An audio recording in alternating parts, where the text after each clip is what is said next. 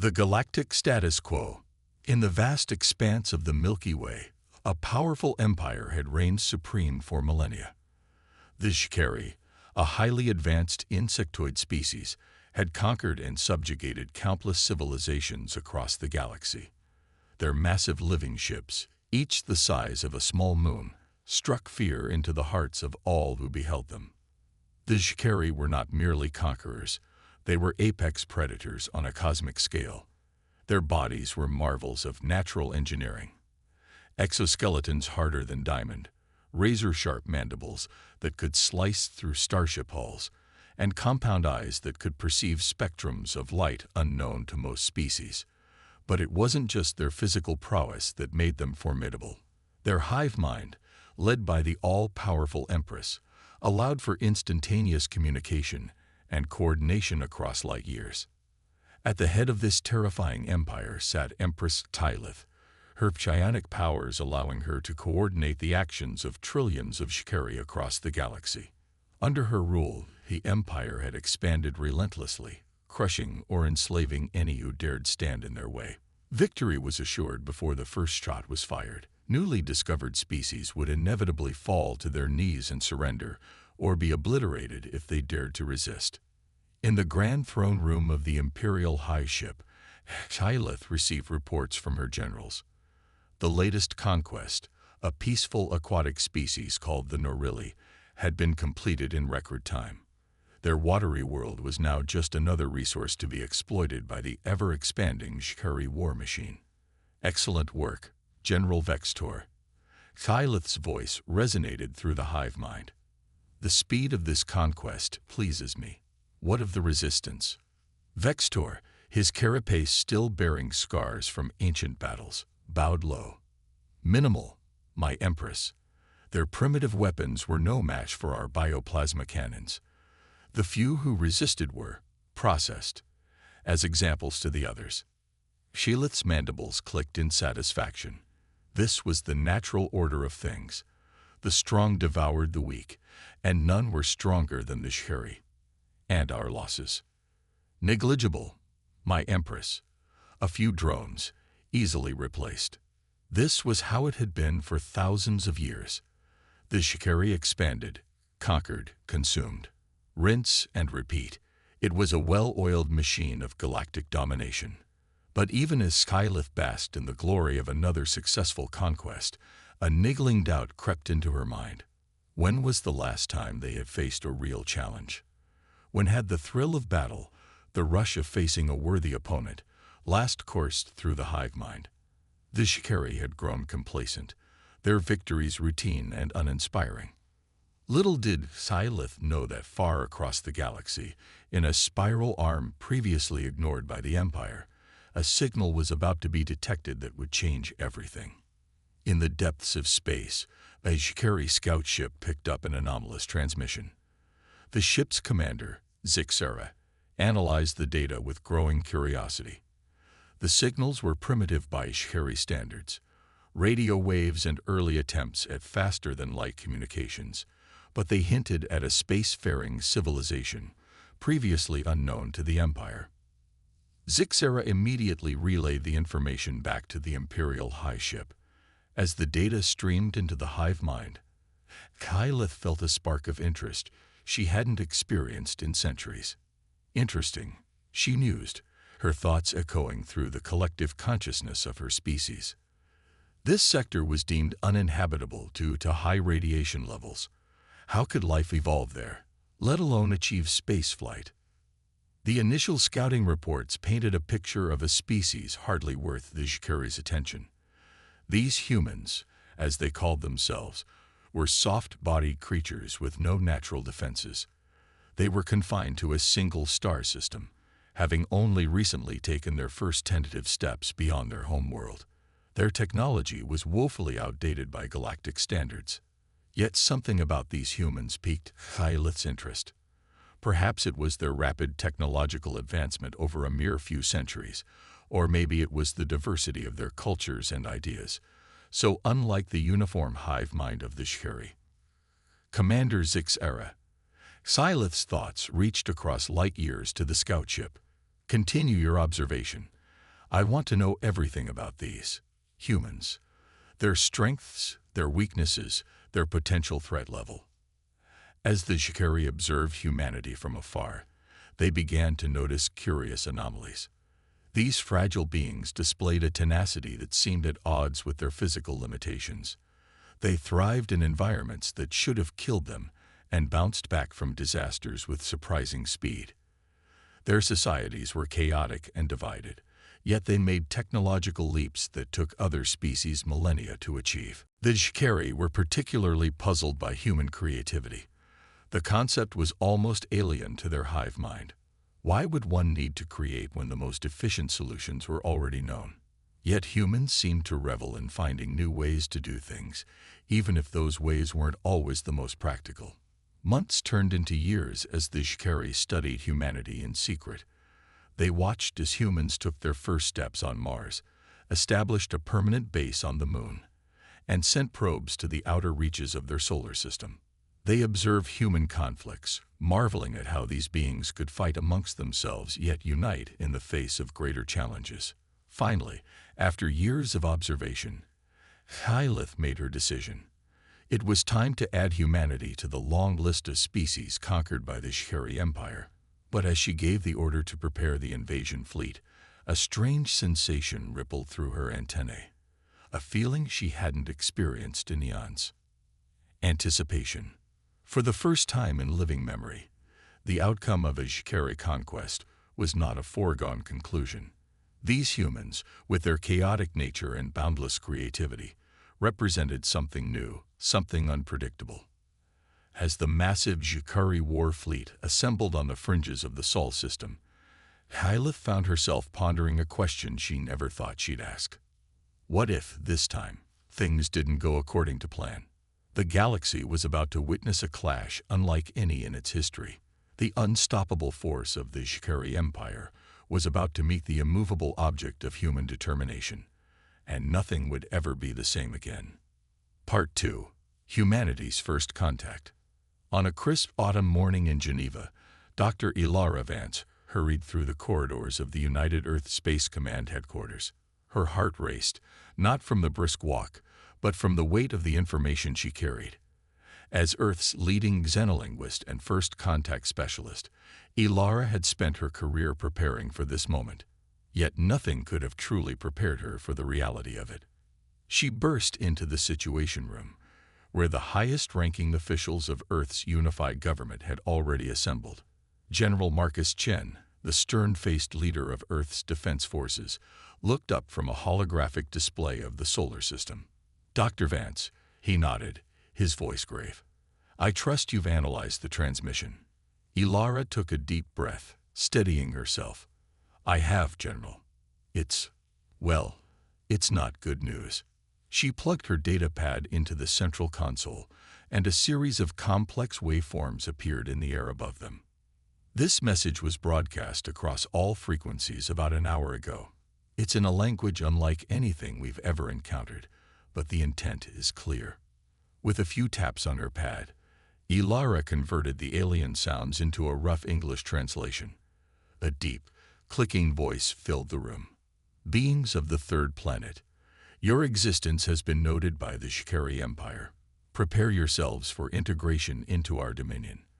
Resistance is futile and will result in your annihilation. You have one planetary rotation to surrender unconditionally. Failure to comply will be met with force." A heavy silence fell over the room. It was broken by the calm voice of Dr. Eiko Nakamura, Earth's foremost astrophysicist. "They're not bluffing. Our long-range sensors have detected a massive fleet just beyond the orbit of Neptune. The energy readings, they're off the charts." General Chen's fists clenched. "Options, people. I need options." For the next hour, the room buzzed with frantic discussion. Military strategies were proposed and discarded. Diplomatic overtures were considered and deemed futile.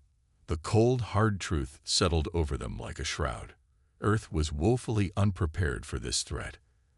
As the arguing reached a fever pitch, a quiet voice cut through the chaos. "We fight." All eyes turned to the speaker, a young man named David Oko, barely out of his 20s. As the head of Earth's fledgling AI research division, he was the youngest person in the room by far. "With all due respect, Mr. Oko," General Chen said, his voice tinged with frustration, "we're facing a technologically superior force with numbers we can't even comprehend. How exactly do you propose we fight?"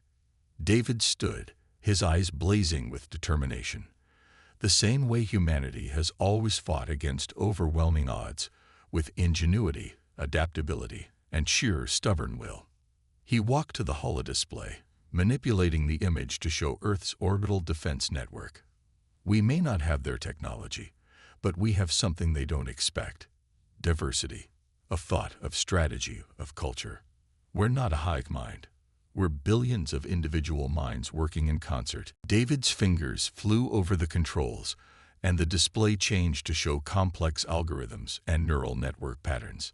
"I've been working on a new kind of AI, a swarm intelligence that can adapt and evolve in real time.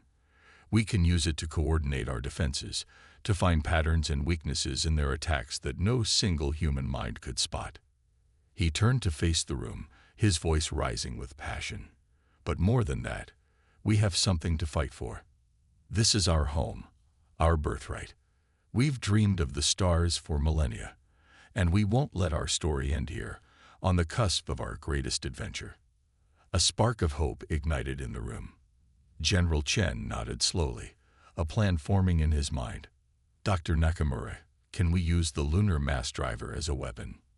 Aiko's eyes widened as she caught on to his thinking. "If we recalibrated, yes, we could launch kinetic projectiles at relativistic speeds. It won't destroy their ships, but it could disrupt their formations, buy us some time." "Dr. Vance," Chen turned to Ilara, "I need you to craft a response. Tell them that humanity respectfully declines their offer, and that we will defend our home with everything we've got." Ilara nodded, a grim smile on her face. "It will be my pleasure, General." As the room erupted into action, David felt a hand on his shoulder. He turned to see Dr. Vance, looking at him with a mixture of pride and concern. "That was quite a speech, young man, but I hope you realize what you've done. You've just committed humanity to a war we may not be able to win." David met her gaze unflinchingly. "Maybe, but it's a war we have to fight. And who knows, we might just surprise them. After all, surprising ourselves is what humans do best."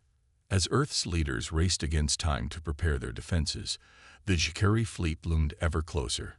Empress Xylith, watching the tiny blue planet grow larger on her view screens, felt that unfamiliar tingle of anticipation grow stronger. These humans had not immediately surrendered. In fact, they had the audacity to refuse the Empire's generous offer. It was refreshing.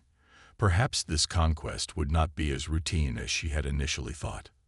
Little did she know that humanity was about to teach the galaxy's apex predators a lesson they would never forget. The battle for Earth, and for humanity's place among the stars, was about to begin. And against all odds, a species that had spent its entire existence fighting amongst itself was about to show the universe what it could do when it stood united against a common foe. The Jikari were about to learn why you should never corner a species that had clawed its way to sapience on a death world. Humanity was going to war, and they were taking no prisoners. The invasion begins. The skies above Earth darkened as the Jikari invasion force entered the atmosphere.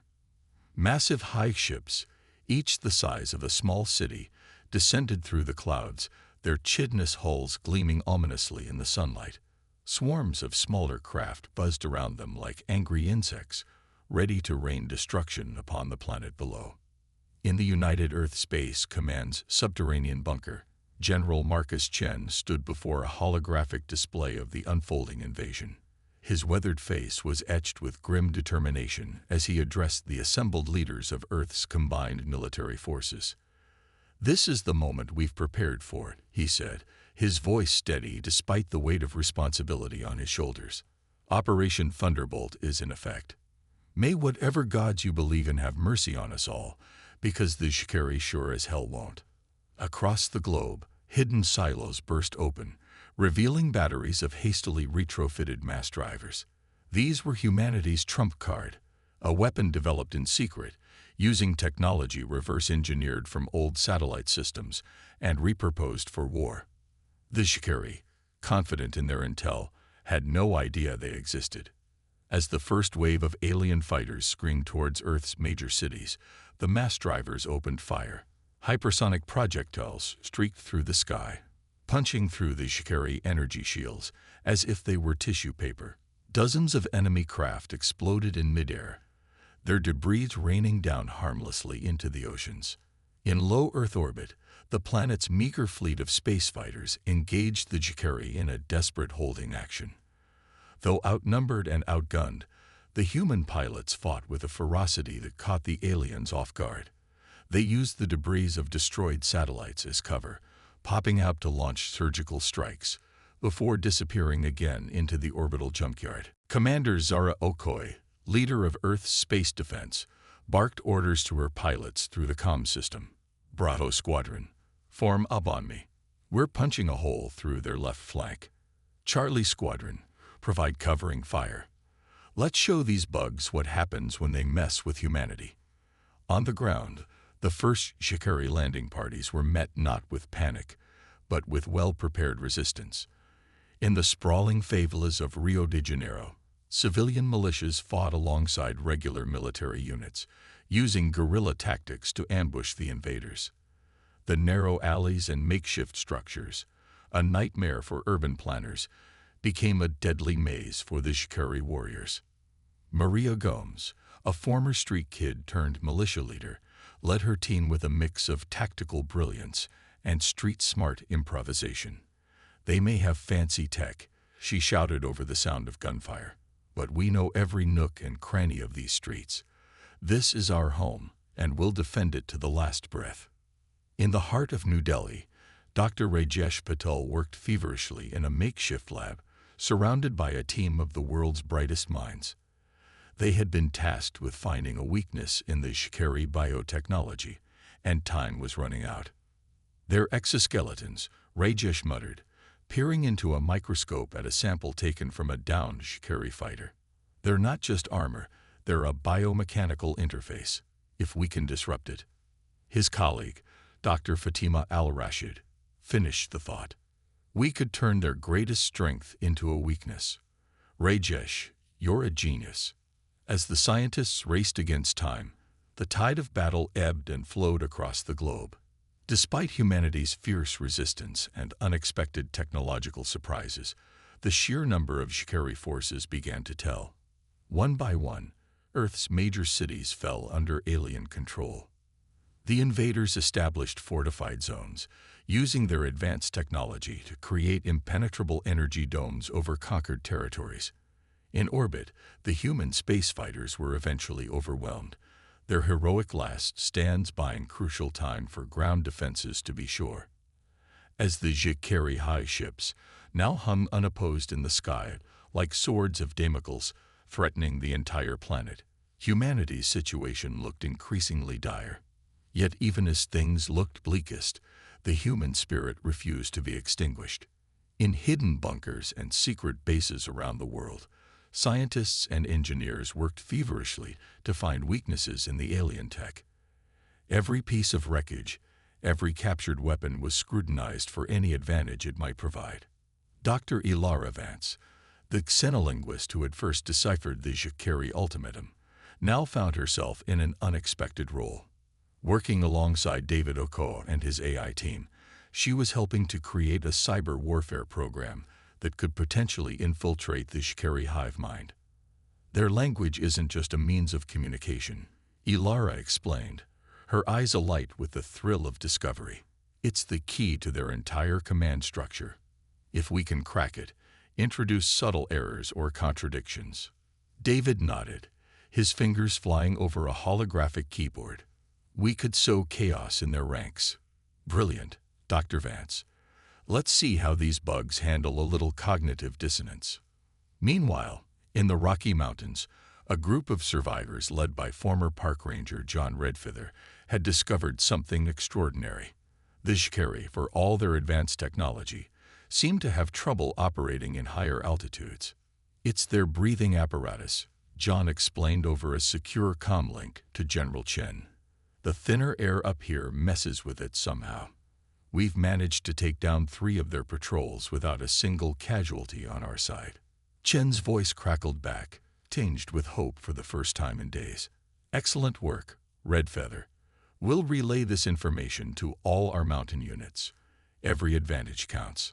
But for every small victory humanity claimed, the Shikari responded with overwhelming force. In Europe, the aliens unleashed a terrifying new weapon, a swarm of nanobots that consumed everything in their path, converting matter into more of themselves. Dr. Eiko Nakamura, watching the devastation unfold on satellite feeds, felt her heart sink. At this rate, they'll strip the entire continent bare in a matter of days. Just when all seemed lost, an unlikely hero emerged. In a small lab in Lagos, Nigeria, a young biochemist named Oluwaseun Adalik made a breakthrough that would change the course of the war. It's not just about fighting the Shikari, Oluwaseun explained to a hastily assembled group of military and scientific leaders. It's about fighting fire with fire, or in this case, bug with bug. She held up a vial containing a swirling iridescent liquid. This is a bioengineered virus, specifically tailored to the Shikari physiology. It won't kill them, but it will disrupt their hive-mind connection. Imagine 1 billion voices all suddenly shouting at once in their collective consciousness. General Chen leaned forward, hope warring with caution in his eyes. And you're sure this won't affect humans or Earth's ecosystem? Oluwaseun nodded confidently. Positive. Sir, it's designed to break down into harmless compounds after a few hours of exposure to our atmosphere. But in that time, it could give us the edge we need. Chen finished. He stood, decision made. Dr. Adalik, you may have just saved humanity. Let's get this into production immediately. As plans were made to disperse Oluwaseun's virus globally, the Shikari prepared for what they believed would be the final push to crush human resistance. Empress Tylith herself had arrived in the system, her massive flagship dwarfing even the largest high ship. From her command throne, the Empress reached out with her psionic powers, expecting to feel the despair and surrender of a beaten species. Instead, she encountered a wall of defiance, a collective human will that refused to be cowed. Puzzled and slightly unnerved, she ordered an all-out assault on the remaining free areas of the planet. Millions of Shikari warriors, clad in their fearsome battle suits, descended upon human strongholds worldwide. In the ruins of London, a ragtag group of survivors led by Royal Air Force pilot Sarah Mackenzie prepared for their last stand. Armed with a motley assortment of weapons ranging from plasma rifles, scavenged from dead aliens, to centuries-old bolt-action rifles, they waited in the rubble of Westminster. As the first wave of Shikari troops rounded the corner, Sarah gave the signal. The humans opened fire from a dozen hidden positions, their bullets and energy bolts finding weak spots in the alien armor. For a moment, it seemed like they might hold. But then a Shikari heavy weapons team set up their cannons, capable of vaporizing entire buildings. As they prepared to fire, Sarah closed her eyes, expecting the end. Suddenly, the air was filled with a high-pitched whine. The alien weapons sputtered and died, their energy cells overloading. In the confusion, Sarah and her team pressed their advantage, taking down the disoriented Shikari with precise shots. Similar scenes played out across the globe as Oluwaseun's virus took effect.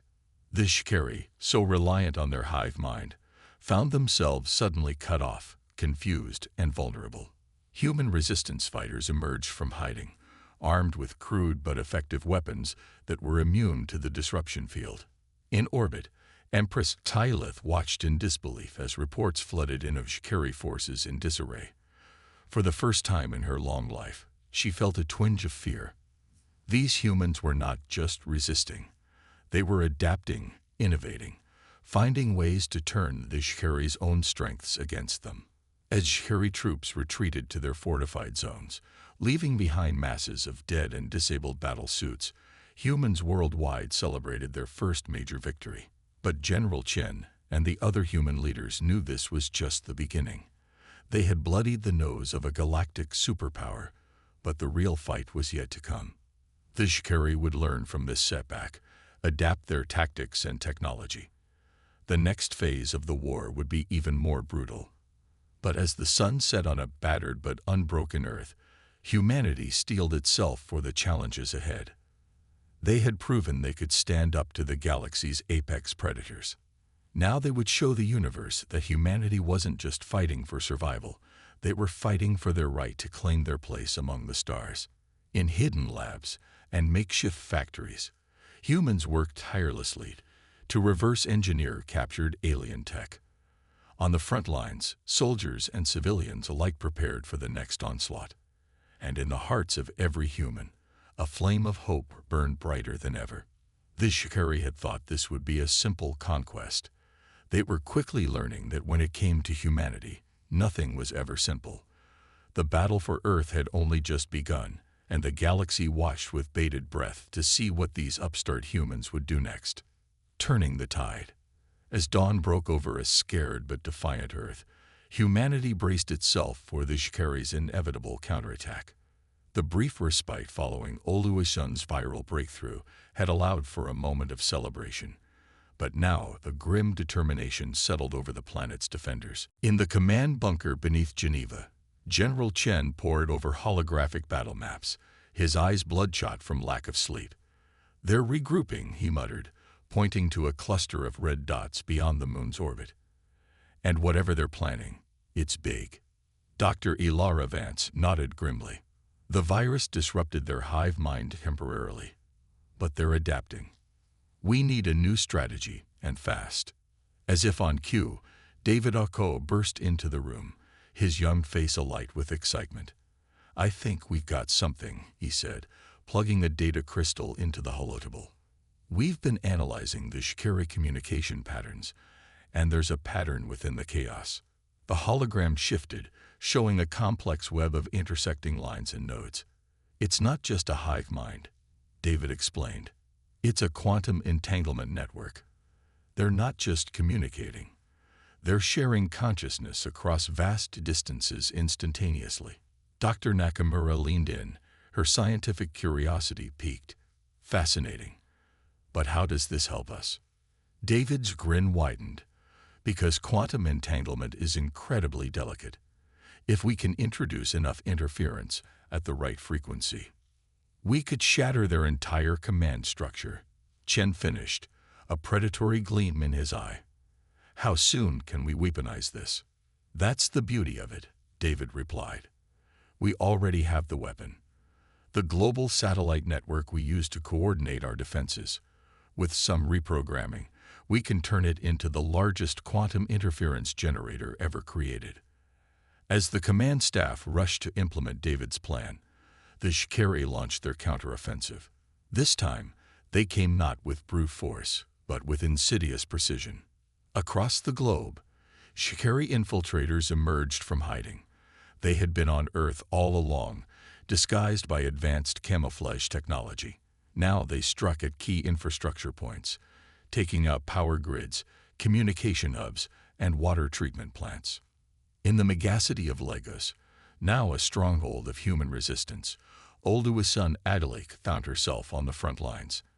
As alarms blared and explosions rocked the city, she led a team to defend the bioengineering lab where her virus had been created. "They're after the formula," she shouted over the din of battle. "If they get it, they'll be able to counteract it. We can't let that happen." As Oluwaseun and her team fought off wave after wave of Shikari assault troops, a similar drama was unfolding in orbit. Commander Zara Okoye, her space fighter fleet reduced to a handful of battered ships, engaged in a desperate game of cat and mouse with a Shikari dreadnought. "All ships, execute maneuver Omega-3. Zara's voice crackled over the comm. "Let's show these bugs what happens when you corner a rat." The human ships scattered, then converged on the dreadnought from multiple angles. It was a suicide run, and everyone knew it. But if they could take out that ship, they might just buy enough time for the ground forces to activate David's quantum interference weapon. As Zara's fighters streaked towards the dreadnought's vulnerable engine section, alarms blaring all around her, she allowed herself a grim smile. "For Earth," she whispered, then rammed her ship directly into the alien vessel's power core. The resulting explosion lit up the sky, visible even from the ground. In the command bunker, Chen watched the feed with a mixture of awe and sorrow. "Godspeed, Commander Okoye," he murmured. Then, straightening, he barked out, "Status on the satellite network." "Online and ready, sir," came the response. "Awaiting your command." Chen took a deep breath. This was it, the moment that would decide the fate of humanity. Initiate quantum interference. Full power. For a moment, nothing seemed to happen. Then, all across the planet and in orbit, the Xkeri forces suddenly froze. Their coordinated attacks faltered, degenerating into chaos. In Lagos, Oluwaseun watched in amazement as the Xkeri troops attacking her lab suddenly started fighting each other, their movements erratic and uncoordinated. In orbit, the remaining Xkeri ships began to drift aimlessly, their fearsome weapons falling silent. And on the Xkeri flagship, Empress Tylith screamed in agony as the quantum interference shattered her connection to the hive mind. For the first time in her impossibly long life, she was alone in her own thoughts, and the silence was deafening. As the Xkeri forces crumbled worldwide, humanity pressed its advantage. Resistance cells emerged from hiding, overrunning alien strongholds. Captured Xkeri technology was turned against its creators. In the skies above Earth, the tables had turned. Human fighters, cobbled together from salvaged alien tech and good old-fashioned ingenuity, now harried the once mighty Xkeri fleet. But even as victory seemed within grasp, a new threat emerged. The Xkeri, in their desperation, had activated a doomsday weapon, a massive gravitational device capable of tearing the planet apart. "We've got incoming." Dr. Nakamura's voice was tight with fear as she analyzed the readings. "It's some kind of artificially generated singularity. If it reaches Earth, then we stop it before it gets here," Chen said firmly. "Options, people. I need options." As the command staff scrambled to find a solution, an unexpected voice spoke up. It was Maria Gomes, the former street kid turned militia leader from Rio. She had been brought to the command center to provide insight into urban warfare tactics, but now she stared at the holographic representation of the approaching singularity with a thoughtful expression. "You know," she said slowly, "back in the favela, we used to play this game. You'd spin a top really fast, and then try to knock it off course with marbles. The faster it spun, the harder it was to deflect." David's eyes widened as he caught on to her train of thought. Of course, the singularity's rotation is what gives it its power. If we could introduce a counter-rotation, we could destabilize it, Dr. Nakamura finished, her fingers flying over her console. But we'd need an enormous amount of energy to generate a counter-rotating field of that magnitude. General Chen's face set in grim determination. "We've got the energy." The Xkeri fleet. Understanding dawned on the faces around him. It was audacious, borderline insane, but it just might work. As the plan was quickly formulated and put into action, humanity held its collective breath. This was it, their last stand, their final gambit. If it failed, Earth was doomed. Using the quantum interference network, they took control of the disabled Xkeri ships, positioning them in a precise formation around the approaching singularity. Then, on Chen's command, they overloaded the ship's power cores simultaneously. The resulting explosion was like nothing ever seen before. For a moment, it seemed as if a second sun had been born in Earth's sky. When the glare faded, the singularity was gone, and so was the Xkeri fleet. As cheers erupted around the world, General Chen allowed himself a small smile. They had done it. Against all odds, humanity had prevailed. But as the initial euphoria faded, The magnitude of what they had accomplished began to sink in. Humanity had not just defended itself, it had defeated the most powerful empire in the known galaxy, and in doing so, they had changed everything. As the sun set on the first day of a new era, the leaders of Earth gathered to discuss their next steps. The Xikari threat was neutralized, but the galaxy was a big place. What other wonders and dangers awaited them among the stars? One thing was certain: humanity was ready to find out. They had been tested in the crucible of war and emerged stronger than ever. The time had come for Earth to take its place on the galactic stage. As General Chen looked out over the battered but unbroken planet, he couldn't help but feel a sense of pride. "We've won the war," he said softly. "Now comes the hard part. We have to win the peace." The story of humanity's great victory spread across the stars like wildfire. The galaxy would never be the same again. The era of Xikari dominance was over. The age of humanity had begun. A new era dawns. In the months following humanity's unprecedented victory over the Xikari, Earth underwent a transformation unlike anything in its history. The scars of war were still visible: shattered cities, scorched landscapes, and orbiting debris fields. But amidst the destruction, a new world was taking shape. Humanity, once divided by borders and ideologies, had found unity in the face of extinction. The United Earth Government, born out of wartime necessity, now stood as a symbol of this newfound solidarity. In what was once Geneva, now a sprawling complex of gleaming towers and advanced research facilities, the Terran Council convened for its first official session. Representatives from every corner of the globe gathered to chart humanity's course in this brave new universe. Dr. Ilara Vance, now serving as Earth's chief diplomat, addressed the assembly. "We stand at a crossroads," she began, her voice carrying across the chamber. "We have proven ourselves on the battlefield, but now we must prove ourselves as stewards of a legacy greater than we ever imagined." She gestured to a holographic display of the Milky Way, dotted with points of light representing known civilizations. The Xikari Empire's fall has left a power vacuum. Countless species, once subjugated, now look to us as liberators. But with that admiration comes responsibility. General Chen, his uniform now adorned with the insignia of the newly formed Terran Defense Force, nodded gravely. "We must be prepared. The galaxy is a dangerous place, and not all its inhabitants will welcome our emergence onto the cosmic stage." As if to underscore his point, reports were already trickling in of skirmishes on the fringes of what was once Xikari space.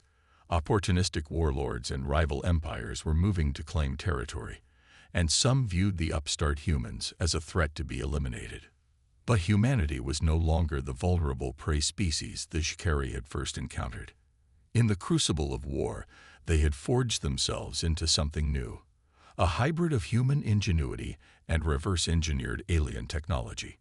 David Okoa, now heading the Terran Advanced Research Division, showcased some of their latest developments. "We've cracked the secrets of Xikari faster than light travel," he explained, bringing up schematics of a sleek starship. "The TSV Horizon will be our first deep space exploration vessel, capable of reaching the far corners of the galaxy." Dr. Eiko Nakamura chimed in, her eyes alight with scientific curiosity. "And that's just the beginning. The quantum entanglement network we use to defeat the Xikari. We're adapting it for instantaneous communication across vast distances. The possibilities for scientific collaboration are endless." As humanity reached for the stars, they also turned their gaze inward. The technologies developed for war were being repurposed for peace. Oluwaseun Adelik's bioengineering breakthroughs were revolutionizing medicine, while Maria Gomes led efforts to rebuild Earth's cities using advanced materials salvaged from Xikari wreckage. But not all was smooth sailing. The question of how to deal with the remnants of the Xikari species sparked heated debate. Some called for retribution, others for rehabilitation. In the end, it was a young diplomat named Yuki Tanaka who proposed a solution. "We cannot undo the harm the Xikari have caused," she said, her voice quiet but firm. "But neither can we perpetuate a cycle of violence. I propose we offer them a chance at redemption, not as conquerors, but as equals. Let them learn from us as we have learned from them." Her words resonated with many, a testament to humanity's capacity for compassion, even in the face of near extinction. A plan was set in motion to establish a joint human-Sheri colony on a neutral world, a grand experiment in interspecies cooperation. As Earth extended its reach into the cosmos, it faced new challenges and wonders in equal measure. The first contact with the Arcturians, a peaceful race of energy beings, opened up new frontiers in physics and philosophy. A tense standoff with the militant Crex Imperium tested the mettle of Earth's fledgling space fleet. Through it all, the spirit that had allowed humanity to triumph over the Shkeri burned bright. Creativity, adaptability, and an indomitable will became Earth's calling cards among the stars. 5 years to the day after the Shkeri invasion, a ceremony was held in the shadow of the newly constructed Unity Tower in New York. Representatives from a dozen alien species stood alongside human leaders as a memorial was unveiled, a simple plaque bearing the names of those who had given their lives in the war. As the crowd observed a moment of silence, General Chen, now silver-haired but still standing tall, leaned over to Dr. Vance. "Did you ever imagine it would turn out like this?" he asked softly. Ilara shook her head, a small smile playing on her lips. "Never in my wildest dreams. But then again, that's humanity for you. Always surprising, even to ourselves." As the ceremony concluded, the assembled dignitaries turned their gaze to the sky. The sun was setting, painting the heavens in brilliant hues of orange and purple. But amidst the fading light, new stars were becoming visible, distant suns around which orbited countless worlds waiting to be explored. Humanity had faced its greatest challenge and emerged victorious. They had proven to the galaxy, and to themselves, that they were more than capable of standing toe-to-toe with the cosmic giants. The Shkeri had believed they were unstoppable, but humanity had shown them the error of their ways. Now, as Earth took its first confident steps into a larger universe, one thing was certain. The age of human exploration had only just begun. The galaxy would never be the same again, and humanity was ready to write the next chapter of cosmic history. As night fell on Earth, ships lifted off from spaceports around the globe, carrying the hopes and dreams of billions. The stars beckoned, and humanity answered the call with open arms and boundless curiosity. The Shkeri had thought they were invincible until humanity showed up. Now, the entire galaxy was about to learn just how remarkable these upstart humans could be. The end, or perhaps just the beginning.